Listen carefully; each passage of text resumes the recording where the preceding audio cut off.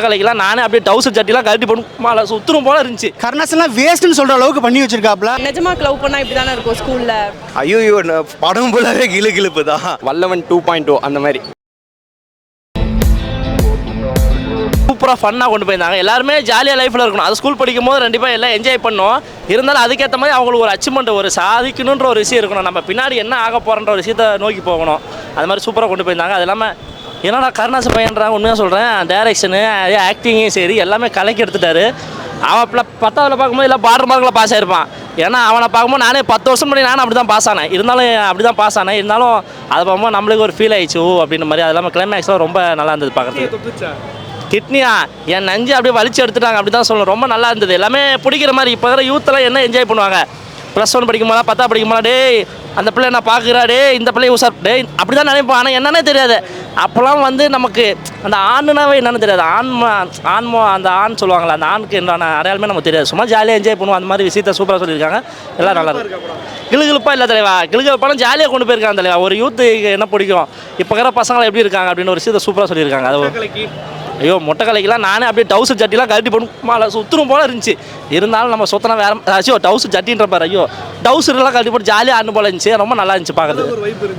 வைப்பாக இருந்தது, ரொம்ப நல்லா இருந்துச்சு. எல்லாமே வந்து பிஜிஎம்லாம் ரொம்ப நம்மள ஒரு மூமெண்ட்லேயே இருந்தாங்க. நம்ம எப்படி ஒரு எனர்ஜியாக இருப்போம் அந்த மாதிரி இருந்தாலும் ரொம்ப நல்லா இருந்துச்சு பார்க்குறது. எல்லாமே விஜய் படம் யூத்துன்னு இருக்க பேர் தலைவா. அந்த யூத்து ஃபெயில்டு தலைவா. அந்த யூத்து ஃபெயில்டு. இந்த யூத்து பாஸ். பல யூத்து விஜய் நடிச்ச படம் யூத்து ஃபெயில்டு.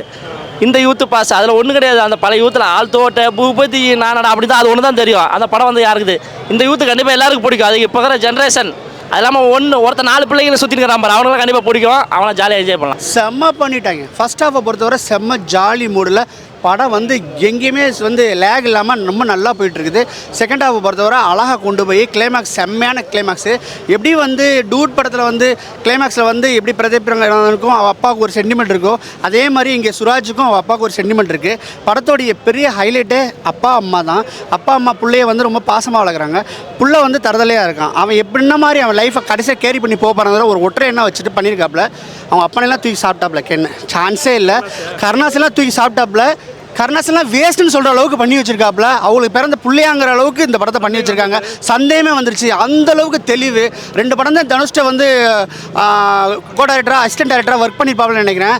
செம்ம ஒரு வந்து ப்ரொமோஷன் பண்ணும்போதே எனக்கு யோசித்தேன், என்னடா சும்மாலாம் வரமாட்டானே, எப்படா இந்த அளவுக்கு வந்து பண்ணுறான்னு பார்த்தா அதுக்கு தரமான சம்பவத்தை பண்ணி வச்சுருக்காங்க. சரியான படம். ஜென்சி கிட்ஸுக்கெலாம் செம்மையாக கனெக்ட் ஆகும்.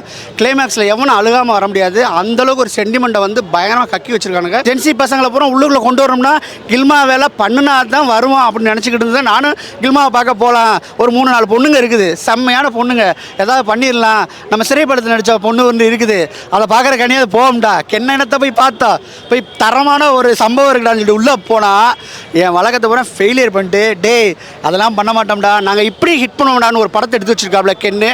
ஜிவி பிரகாஷ் சூப்பராக பிச்சு உதவிட்டார் சார். எனக்கு ரொம்ப பிடிக்கும் ஜிவி பிரகாஷ். நான் ஜிவி பிரகாஷ்காக தான் ஃபஸ்ட்டு வரலான்னு வந்தேன். க்யூட்டாக இருந்துச்சுல சார். எல்லாமே பார்க்கறதுக்கு வந்து ஃப்ரெஷ்ஷாக இருக்குன்னு சொல்ல முடியாது. பட் பார்க்கும்போது நிஜமாக லவ் பண்ணால் இப்படி தானே இருக்கும் ஸ்கூலில் அப்படின்னு. எனக்கு கனெக்ட் ஆச்சு சார். ஸ்கூல்லேருந்து டைரக்ஷன் எல்லா டிபார்ட்மெண்ட்டும் வாங்கியிருக்காரு சார் வேலை. ஏன்னா you can see like obviously இருக்கிற ஆக்ட்ரஸ்லாம் வந்து நம்ம இவங்க என்ன நடிப்பாங்க அப்படிலாம் எல்லாரும் எல்லா படத்துலையும் நம்ம பார்த்துருக்கோம்ல. ஸோ க்யூட்டாக சார் படம். ரொம்ப ஃபன்னாக போச்சு. நாங்கள் எல்லாம் டான்ஸ் ஆடணும். படம் ஒரு தீபாவளி பண்டிகை வந்த மாதிரி கொண்டாடினாங்க இந்த படத்தை. அவ்வளோ பேர் பல்ஸில் பிடிச்சி ஒரு படம் எடுத்து கிளைமேக்ஸில் எல்லோரும் அழ வைக்கிறான்னா இந்த பையன் கண்டிப்பாக இன்னும் ஃப்யூச்சர் பெருசாக வருவான்னு அர்த்தம். நல்ல ஒரு எதிர்காலம் இருக்குது. எனக்கு என்ன வருத்தம்னா சுராஜையும் திவ்ய தர்ஷனையும் கொடுத்ததுக்கு பதிலாக கருணாஸையும் கிரேஸையும் அப்பா அம்மா நடிக்க வச்சிருந்தா கூட இன்னும் அழகாக இருந்திருக்குமே அப்படின்ற மாதிரி இருந்தது. கென் கருணாஸ் செம்ம 3 ஹீரோயினை போட்டு அதான் துள்ளுவதலை மாதிரி பண்ணியிருக்கான். ஆனால் 3 ஹீரோயினும் ஒரு லட்டு ஜாங்கிரி பாதுஷா மாதிரி இறக்கி விட்டது பசங்களுக்கு ரொம்ப துள்ளுறானுங்க. ஜாலியாக எடுத்துன்னு போச்சு படம். ஆமாம் கிளுகிழுப்பாக இல்லை, ரொம்ப துளிச்சிருப்பாகவே இருந்தானுங்க. ஃபர்ஸ்ட் ஆஃப் ஃபுல்லாக வந்து ஒரு ஜாலியான 10th +2 காலேஜ் போகிற பசங்களாக இருந்தது. அதுக்கப்புறம் காலேஜ்லேருந்து ஐடி கம்பெனி போகிற பசங்களுக்கான மெசேஜ். அந்த கிளைமேக்ஸு எல்லாருக்கான மெசேஜ். ஃபேமிலியை உட்கார வச்சு பார்க்க வேண்டிய முகம் சொல்லிக்கிற சீனே கிடையாது. அவ்வளோ அழகாக எடுத்துன்னு போய் அவன் ஒரு கயிறு மேலே நடுக்கலை, மயிர் மேலே நடந்துக்கிறான் கென்னு. கொஞ்சம் கூட அறந்து இப்படி ஊந்துருந்தாலும் கதை சொதப்பின்னு இருக்கும். எஸ்ஜே சூர்யா மாதிரி அவ்வளோ அழகாக எடுத்துன்னு போய் சேர்த்துட்டான். அதுதான் இந்த படத்தில் ப்ளஸ்ஸாக பார்க்குறேன். ஐயோ படம் ஃபுல்லாகவே கிளுகிளுப்பு தான். அதாவது எல்லாருமே என்ஜாய் பண்ணலாம், சின்ன பசங்கள்ந்து எல்லாருமே என்ஜாய் பண்ணலாம். அவ்வளோ ஒரு கண்டென்ட் சூப்பராக கொடுத்துருக்காங்க, யாருக்குமே ஹர்ட் ஆகாது. அவ்வளோ ஃபன்னாக இருக்குது, சூப்பராக ஃபன்னாக இருக்குது. அதாவது ஒரு அம்மாவை எப்படி லவ் பண்ணணும், ஒரு ஃபீலிங்ஸ் எப்படி மதிக்கணும், பசங்களோட ஃப்ரெண்ட்ஷிப் எப்படி நம்ம ஃபீல் பண்ணணுன்றது எல்லாமே சொல்லியிருப்பாங்க. அதில் அவ்வளோ கம்ப்ளீட்லி ஃபன்னாக இருந்தது படம்.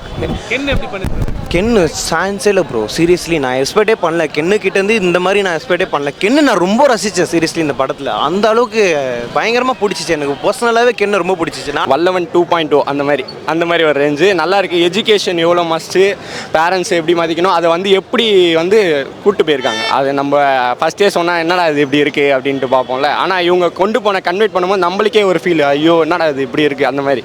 ஸோ கண்டிப்பாக எல்லோரும் பார்க்கணும். மியூசிக்கு எல்லாமே சூப்பராக இருக்குது. ஒரு இடம் கூட பிசிறு தட்டாமல் நடிச்சிருக்காரு. சூப்பர். அது எஸ்டிஆரை பார்த்த மாதிரி தான் இருக்குது. தனுஷ் வருது ப்ரோ, ஆனால் இவர் அப்பப்போ எஸ்டிஆரை குறுக்கால போட்டோன்னே நம்மளுக்கு மற்றவங்க வர மாட்டேங்கிறாங்க மைண்டில்.